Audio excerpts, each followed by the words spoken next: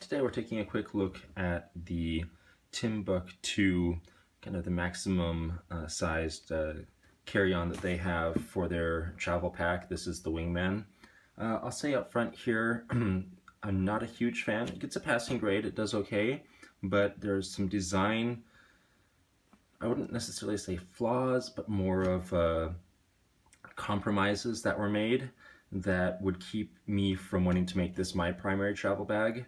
Taking a look at the price point that this is offered at though, it certainly delivers a lot of value for what they charge. I found this on Amazon for $90 shipped, brand new, and with a price like that, certainly it's not going to measure up to some of the leading bags such as Tortuga, Red Ox, Tom Bin that are going to cost in between $200 and $300. So I knew at the time I picked it up that it was going to be a lower price point bag, but I wanted to take a look at it, and I'm pretty sure I'm going to end up returning it, and I'll tell you why here in a moment. So for this one, the design is one big compartment.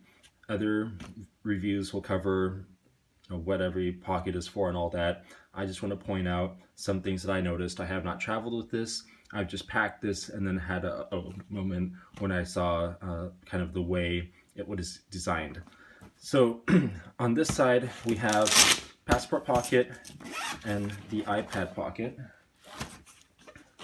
With the iPad pocket and then the laptop pocket right here, all this weight is on the opposite side of the bag from where you have your backpack straps, which means as you're walking around, all the weight is going to be on the opposite side of the bag than what you would want. And for running through an airport, that might not be an issue, but if you're going from a train station to a hotel and just want to walk and not worry about taking any form of paid transportation, that could start to become an issue depending on how heavy the bag is and how heavy your laptop is. So that's something I noticed from the start.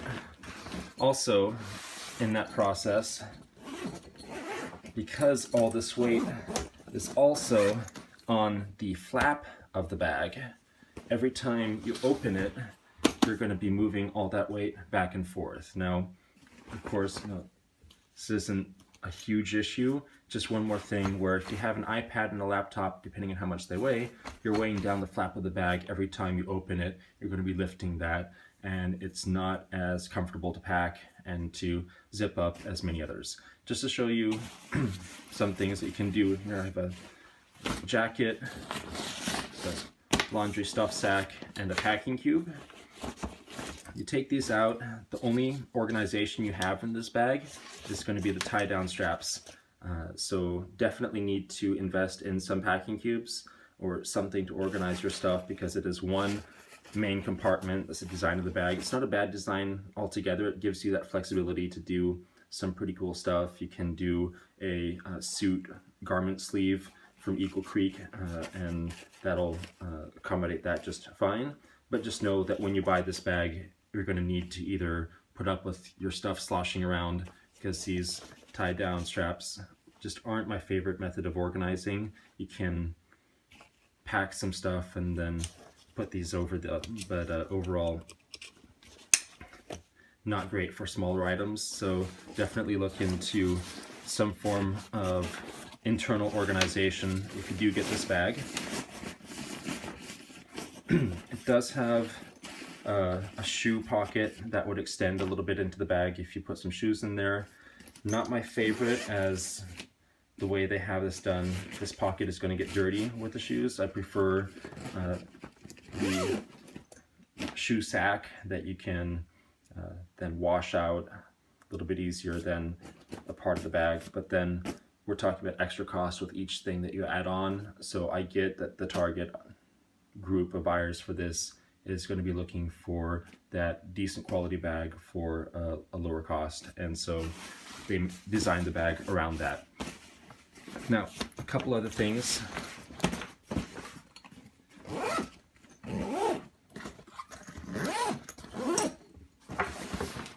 This feels like a bigger bag than it actually is when you put it on your bag. If you carry it by the shoulder strap, it just feels like a really big chunk, and I'm not sure why, because it's the same size as some other maximized legal carry-on size bags I have.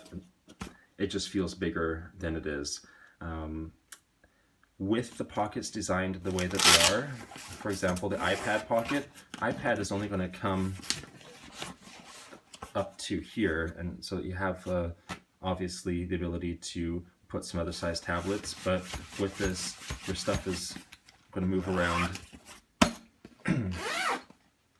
Real question mark for me is why they made the laptop pocket as big as they did. They say that this can hold up to a 17-inch laptop. Realistically speaking, I don't know how many travelers are going to be taking a 17-inch laptop with them in this day and age. It seems to be designed for laptops of 5 years ago. I have the 13-inch MacBook, and this pocket runs the entire side of the bag, so this is going to be sloshing around in here. Granted, it's padded. No real harm is going to come to it, except that the padding is here on the outside, so there's not anything besides this little thin nylon sleeve in between the laptop and the tablet. So if you don't have the tablet or the laptop in additional padding, then they could, as they slosh around during your travels, bump into each other, potentially causing some damage there. So not a bad bag, great value for what you can find them for online, but not something that at this point I would want to pack for my own trip. I'm going to take a look at their Aviator Travel Backpack that looks like it is a little bit smaller and the organization is a little bit better. So I'll be curious to see how that compares to this, but overall, that's my take. Caveat, I haven't traveled with it. I just packed it and thought, no, this isn't the bag for me. Hope this is helpful.